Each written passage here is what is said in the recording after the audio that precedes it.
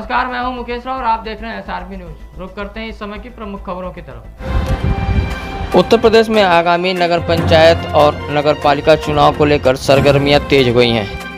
नमस्कार, आदाब, मैं सैफ सैफी और आप देख रहे हैं IBN भारत। आज हम मौजूद हैं जनपद बरेली के नगर पंचायत धौराटांडा में और हमारे साथ यहाँ मौजूद हैं, वैसे तो अभी तक ये लगातार देश की सेवा करते आए हैं, रिटायर फौजी साहब हैं और काफ़ी लंबे समय से राजनीति में भी सक्रिय हैं और इस बार आगामी नगर पंचायत के चुनाव में प्रत्याशी के रूप में चुनाव मैदान में है। आइए हम इनसे जानते हैं किस तरह की चुनाव की तैयारी कर रहे हैं और जब से ये देश सेवा कर रहे थे और ये जब से रिटायर हुए हैं उसके बाद से किस समय से राजनीति में है और ऐसा क्या इनको राजनीति में लगा जो ये राजनीति में आए हैं और देश सेवा करने के बाद समाज सेवा करने का इन्होंने सोचा है। जी फौजी साहब, बहुत बहुत स्वागत है आपका IBN भारत में।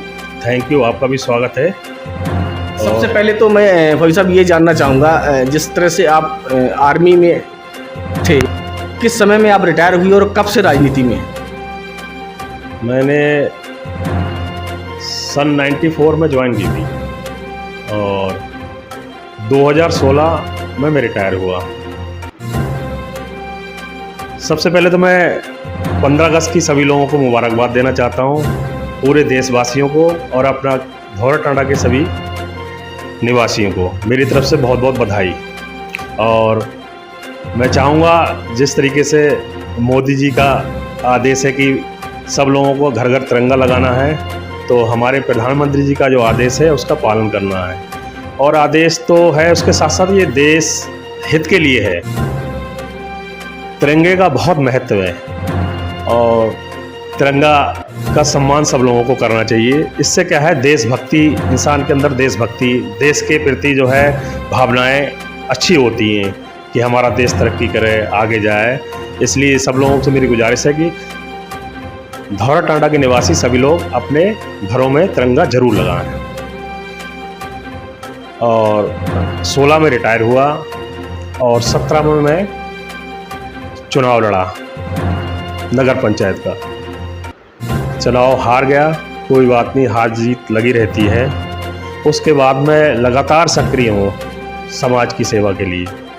कभी भी किसी को, चाहे वो धौरे का हो, टांडे का हो, मेरे पास अगर कोई भी आता है तो जो मेरे से हो सकता है ज़्यादा से ज़्यादा मैं कोशिश करता हूँ कि किसी भी, जहाँ बरेली स्तर का हो या लखनऊ, दिल्ली, कहीं भी इस तरह का कोई भी काम हो, अपने संपर्क में जो भी लोग हैं उनसे मिलकर उनका काम कराया जाए।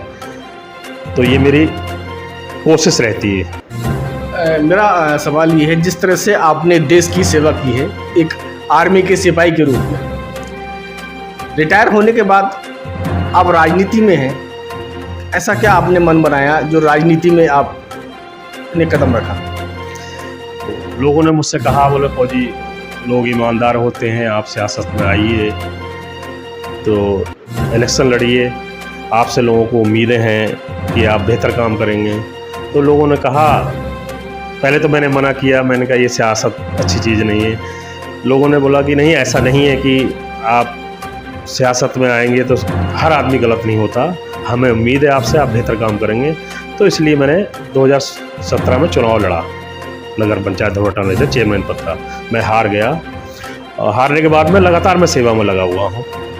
जिस तरह से आप आर्मी रिटायर से यहाँ रिटायर हुए, उसके बाद काफ़ी लंबे समय से राजनीति में सक्रिय हैं, किस तरह का अनुभव आपको महसूस हुआ? क्योंकि आप आर्मी के सिपाही हैं, अब आज राजनीति में हैं, लंबे समय से राजनीति भी कर रहे हैं, किस तरह का अनुभव आपने महसूस किया?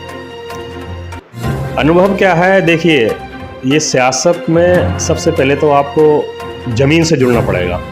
लोगों की समस्याएं, लोगों को घर पे जाना, लोगों से मिलना, किसकी क्या समस्याएं हैं, वो समस्याएं लोगों की नहीं दूर हो रही थी, इसलिए लोगों से मिलना, बार बार जाना, उनसे तकलीफ़, उनकी दुख तकलीफ़ में शामिल होना। तो किसी के काम भी पड़ते रहते हैं, जो भी काम है उससे संबंधित वो भी समस्याएं उनकी दूर करना, हल कराना, चाहे वो अधिकारी लेवल पर हो या कर्मचारी लेवल पर हो। तो लोगों ने अच्छा किया महसूस, लोगों ने ये, मतलब मुझे ऐसा एहसास हुआ कि लोगों का मेरे ऊपर भरोसा है कि फौजी बेहतर काम करेंगे। तो मैंने कहा क्यों ना अगला चुनाव भी लड़ा जाए। एक इलेक्शन हार गए, कोई बात नहीं, हार जीत लगी रहती है। नया था मैं, लोग समझ नहीं पाए मुझे। अभी 5 साल हो गए लगातार मुझे सेवा में लगे हुए, तो लोग अब तो अच्छी तरीके से, मुझे उम्मीद है कि मुझे समझ गए होंगे फौजी किस तरह का आदमी है और उसकी सोच कैसी है। तो इसलिए मैं चाहूँगा धौरा टांडा की जनता से वोट करें, बहुत सोच समझ के करें, बहुत सारी चीज़ों को देख के कौन आदमी क्या है, किस तरह की हेल्प आपको मिल सकती है समाज के लिए, लोगों के लिए। इसलिए मेरी यही गुजारिश है लोगों से कि बहुत सोच समझ के वोट करें। देखिए मैं लोगों से एक और गुजारिश करूँगा कि इलेक्शन आएगा, लोग वोट करेंगे और वोट करना चाहिए। लोग रिश्तेदारी पे ना जाएं, अच्छे कैंडिडेट को चुनें। रिश्तेदारी पे लोग जाते हैं एक दूसरे के बहकावे में आके, ये मेरा मौसा है, ये खाला है मेरी, ये भतीजा है, ये भांजा है, उस चीज़ पे ना जाएं और बेहतर कैंडिडेट को वोट दें अपना। ये कीमती वोट है, ये आपके काम आएगा, आपके विकास के, गांव के विकास के लिए अच्छे कैंडिडेट को आप चुनेंगे। इससे आपके बहुत सारे फ़ायदे होंगे, समाज के रोड हैं, आपके स्वास्थ्य, ये सारी जो हैं समस्याएं यहाँ पर एजुकेशन को लेके, इसमें आपको बहुत बड़ा बेनिफिट मिलेगा। सबसे पहले तो योजनाएं बहुत सारी हैं, उनका भी आपको लाभ मिलेगा। और सक्रिय आदमी को, जो मेहनत करने वाला है, जो आधी रात आपके साथ खड़ा है, उसको आप वोट करें, ये बेहतर लगेगा आपके कस्बे के लिए। देखिए फौजी साहब, लगातार जो नेता लोग होते हैं वो कहीं ना कहीं विकास को, नाली, खरंजा, सीसी मार्ग, रोड, इस सब को लेके तो लगातार सारी बातें होती रहती हैं। मैं एक मुद्दे की बात ये करना चाहता हूँ, जिस तरह से आप आर्मी रिटायर हैं, देश के सिपाही के रूप में आपने सेवा की है, इसी तरह से अपने क्षेत्र के यहाँ युवा जो हैं उनको आगे बढ़ावा देने के लिए आपने क्या ऐसा प्लान बनाया है कि जो युवा हैं उनकी रुचि आगे, उनका फ्यूचर कहीं बने, तो उसके लिए क्या आपने प्लान बनाया है?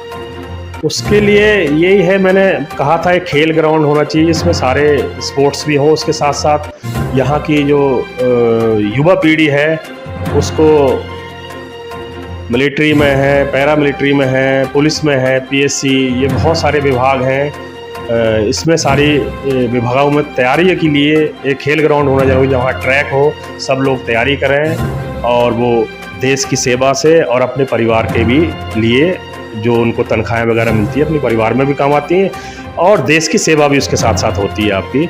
तो मैं युवाओं के लिए ये काम कोशिश करूँगा कि एक खेल ग्राउंड यहाँ बने, जैसे भी व्यवस्था हो ज़मीन की, वो व्यवस्था मैं चेयरमैन अगर बना तो ये सब में व्यवस्था ज़रूर इंशाल्लाह मैं कराऊँगा। और साहब अभी मुझे ऐसा बहुत फीलिंग होता है, अगर अल्लाह ने कामयाबी दे दी और जनता ने साथ दिया, तो मुझे इस बात का भी काफ़ी डर रहता है कि लोग मुझे गालियाँ ना दें पीछे, मैं ऐसा कुछ। तो फिलहाल इस बुलेटिन में अभी तक के लिए इतना ही। मुझे दीजिए इजाज़त, नमस्कार।